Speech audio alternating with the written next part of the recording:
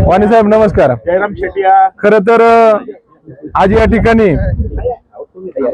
आमचे उद्धव बाळासाहेब ठाकरे या पक्षाचे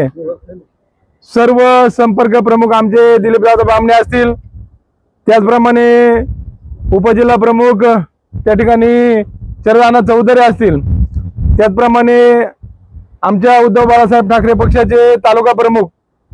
भास्कर शेठ गाडगे असतील, त्याचप्रमाणे आमचे आनंदभाऊ रासकर उपस्थित,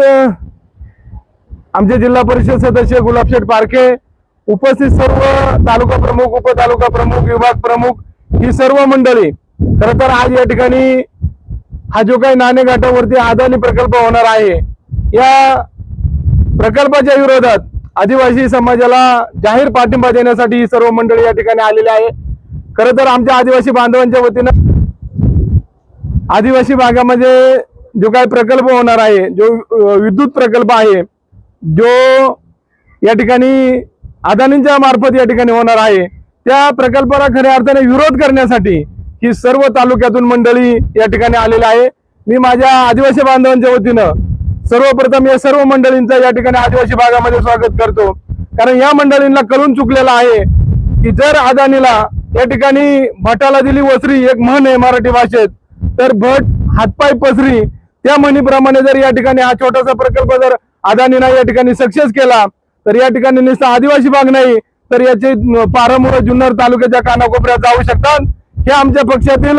सर्व ज्येष्ठ मंडळींना या ठिकाणी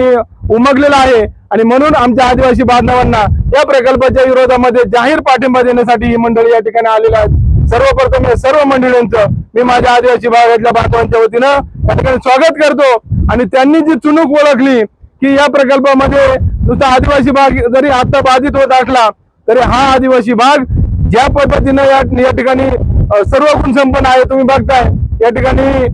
जुन्नर तालुका जर आपण पाहिला तर त्या ठिकाणी जुन्नर तालुक्यामध्ये एक वैभव आहे आदिवासी भाग म्हणून, आणि आदिवासी भागाचं वैभव कमी करण्यासाठी जुन्नर तालुका पर्यटन तालुका घोषित झाल्याच्या नंतर आदिवासी भागाला विशेष महत्व आलं, कारण या ठिकाणी सर्व वातावरण हे अतिशय चांगलं आहे. या ठिकाणी नाणेघाट आहे आणि मग अशा वेळेला नाणेघाटाच्या शेजारी हा प्रकल्प त्या ठिकाणी होऊ घालण्यासाठी अदानी सर्व जी काही टीम असेल ही टीम या ठिकाणी येऊन गेल्या 2 वर्षापासून सर्वे करते आणि 2 वर्षामध्ये आमच्या आदिवासी बांधवांना त्यांनी करून पण दिलं नाही. या ठिकाणी जे काय आमच्या आदिवासी बांधव आज आपल्याकडे 5 लागवडीचं काम चालू आहे, परंतु या आदिवासी बांधवांना त्यांनी समजून पण दिलं नाही. आज प्रकल्प मंजुरी स्तरावरती असताना फक्त जे काय आपलं महाराष्ट्र प्रदूषण जे काय विभाग आहे त्या विभागाचं जे पुण्यामध्ये कार्यालय आहे त्या कार्यालयाच्या वतीने ज्या वेळेला नोटीस जारी केलं की हा प्रकल्प झाल्याच्या नंतर आदिवासी भागामध्ये कुठल्या पद्धतीने त्या ठिकाणी वातावरणामध्ये बदल होऊ शकतो किंवा वातावरण दूषित होऊ शकतं का, ह्या एका मुद्द्यावरती ज्या वेळेला आदिवासी भागामध्ये खऱ्या अर्थानं नोटीस आलं ग्रामपंचायतीला, त्यावेळेला आम्हाला कळलं की हा प्रकल्प आपल्यापाशी येतोय. मग 2022 पासून जर याची हालचाल चालू होती तर मग मी तुम्हाला विचारतो वाणी साहेब, या तालुक्याचे विद्यमान त्यावेळेचे कोणी आमदार असतील या लोकांना ते माहीत असायला पाहिजे, कदाचित माहीत असू शकते असं मला वाटतंय. यावेळेला जे कोणी विद्यमान खासदार साहेब असतील त्यांना देखील त्यावेळेला थोडी तरी कानगुण असेल, कारण एखादा जर मोठा प्रकल्प येत असेल, महाराष्ट्राबाहेरून तो प्रकल्प जरी महाराष्ट्रात येत असेल तर अशा वेळेला संसदेमध्ये म्हणा किंवा याच्यामध्ये मंत्रालयामध्ये ज्या वेळेला हे होत त्यावेळेला हे सर्व मुद्दे त्या ठिकाणी सर्वांना माहीत असतील. अशा वेळेला आमच्या कानापर्यंत हे मुद्दे का आले नाही, सर्वसामान्य जनतेला त्यावेळेला विश्वासात घेऊन जनतेच्या पुढे हे मुद्दे का मांडले नाही, आणि मग अशा वेळेला हा विरोध पाहता आज सर्वसामान्य जनता या प्रकल्पाच्या विरोधात उतरलेले आहे, नेते मंडळी या प्रकल्पाच्या विरोधात उतरलेले आहे आणि माझ्या संघटनेचे सर्व मंडळी तालुक्याच्या कानाकोपऱ्यातून येऊन आज या ठिकाणी या प्रकल्पाच्या विरोधात उतरलेले आहे. म्हणून या गोष्टीचा अभिमान वाटतो की अजूनही तालुक्यामध्ये खरं तर आदिवासी बांधवांवरती प्रेम करणारा तालुका आहे हा छत्रपती शिवाजी महाराजांचा हा तालुका आहे, कारण या तालुक्यामध्ये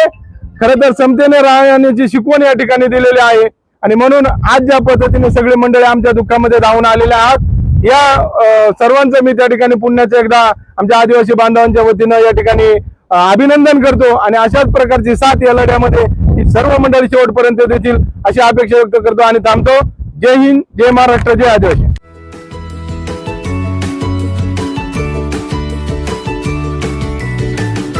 बातम्या शेतीच्या, बातम्या मातीच्या, बातम्या अन्यायाच्या, गुन्हेगारीच्या,